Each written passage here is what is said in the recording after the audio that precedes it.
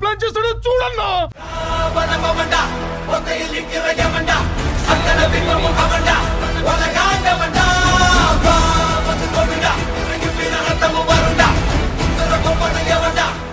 పెమ్మసాని గారు ఏదైనా జరిగేదే చెప్తారు, చెప్పిందే చేసి చూపిస్తారు. నిజంగా ఇలాంటి చదువుకున్న వాళ్ళే ఈరోజు జనాలే కావాలి.